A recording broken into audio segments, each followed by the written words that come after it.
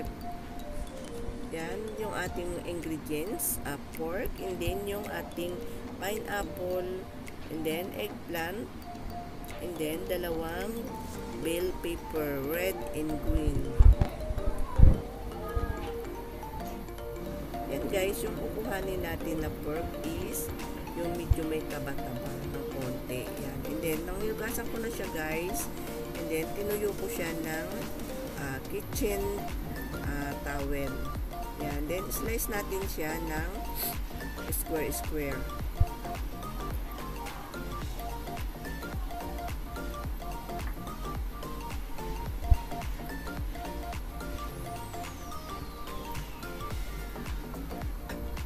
Ang pag-slice nyo guys is wag naman siyang, wag yung malalaki at wag din yung maliliit. Yung katamtaman lang yung laki ng pork. Yan, then slice natin yung ating pineapple.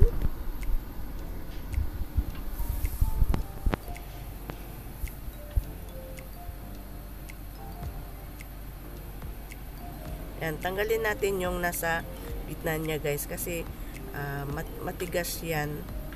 And then slice natin siya ng, pero depende sa inyo guys kung manipis or medyo malalaki yung pag-slice. And then i-slice na din natin yung ating bell pepper. Depende sa inyo guys kung paano nyo i-slice yung bell pepper. Pero sa akin yung ano bang tawag diyan?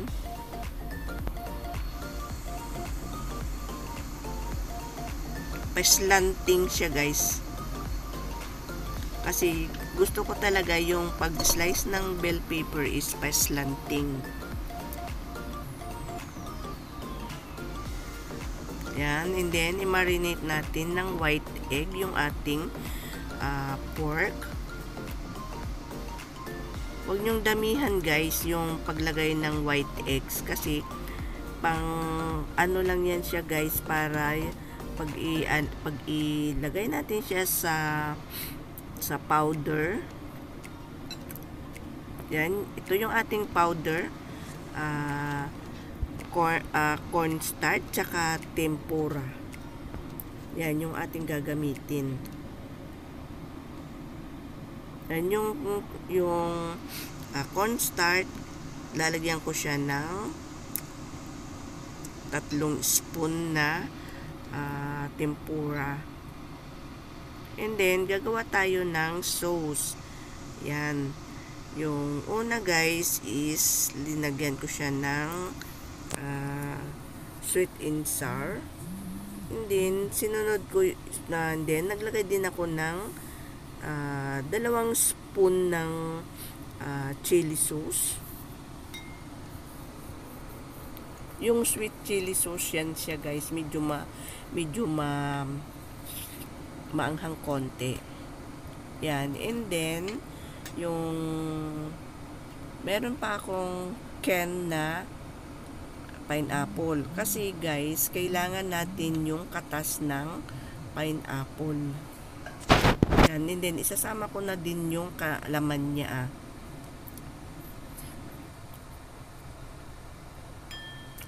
Yan guys, naglagay lang ako ng konti ng cornstarch. Tapos yung pinanglagay ko na tubig is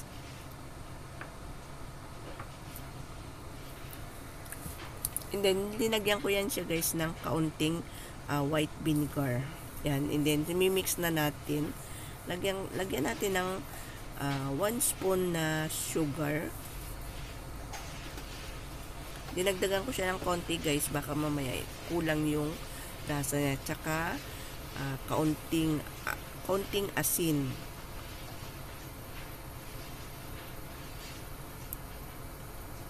And then guys, lagyan nyo pa ng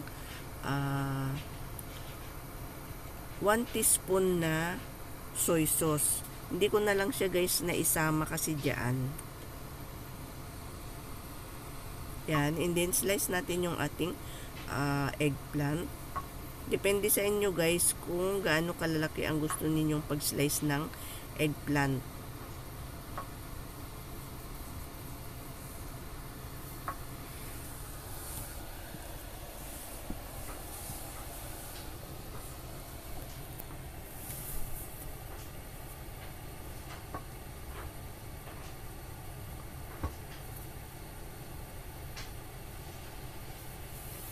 And then guys, lagyan nyo din ng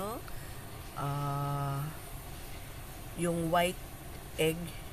White lang guys yung lahat na ilalagay ninyo dyan sa eggplant. And then, ano natin siya, i-coat natin ng powder. Yung ginawa nating powder na tempura at cornstarch. Yan, and then yung ating pork, i-coat na din natin ng ating powder. Make sure guys na lahat ng side ng pork is makukot ng powder. Para mamaya guys, medyo crunchy yung ating eggplant tsaka pork.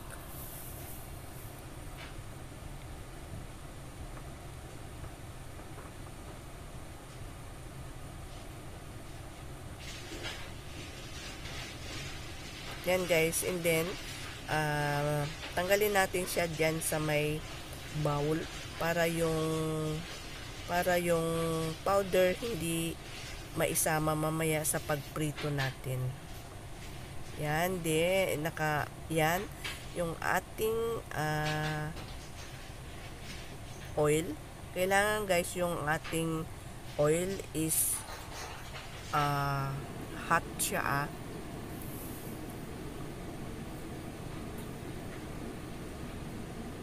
Yan, i-fry natin siya guys ng mag golden brown yung ating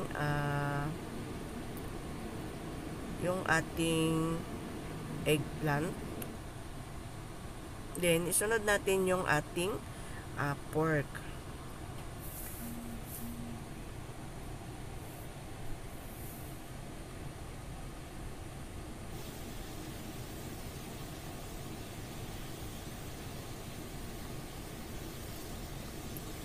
Yan, ihahalo natin guys para yung ating pork is mag golden brown side by side.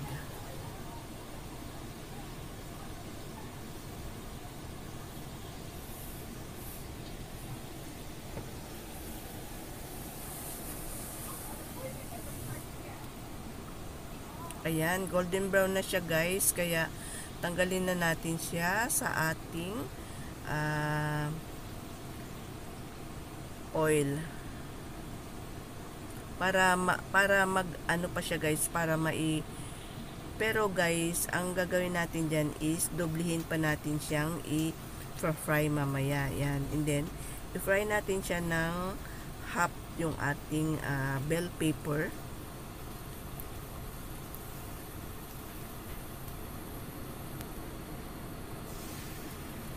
And then iluto na natin yung ating sauce. Yan. Antayin natin siya guys na medyo lumapot ng konti yung ating sauce bago natin siya lagyan ng cornstarch.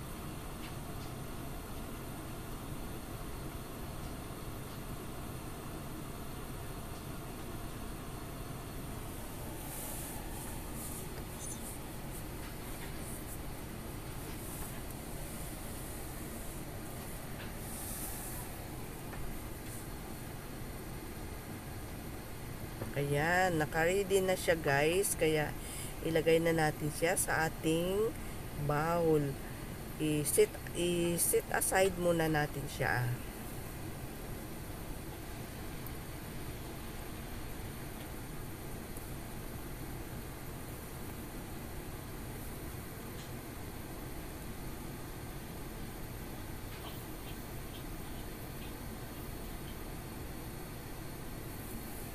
Yan, yung ating wok guys, lagyan natin ng kaunting, kalahati lang siya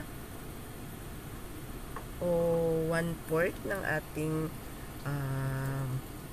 sauce. Yan, and then ipapakulo muna natin siya ng konti. Pero guys, yung ating pork at saka eggplant is na second time natin siyang fry sa mantika para crispy siya. And then lagay natin yung ating pork tsaka eggplant. And then pati na yung ating bell pepper tsaka pineapple.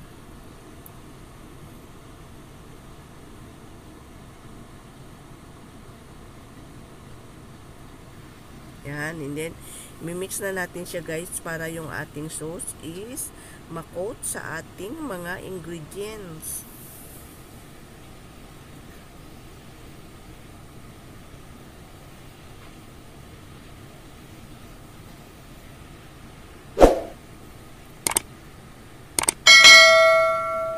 And then guys, ilagay ko na yung tinira kong sauce. Kasi parang kulang siya.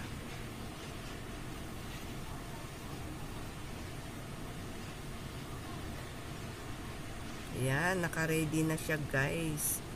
Ready to serve na siya.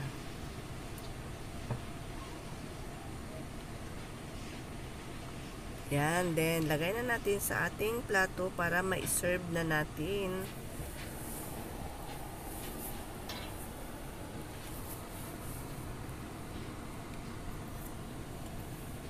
Yan yung ating bagong recipe ngayon.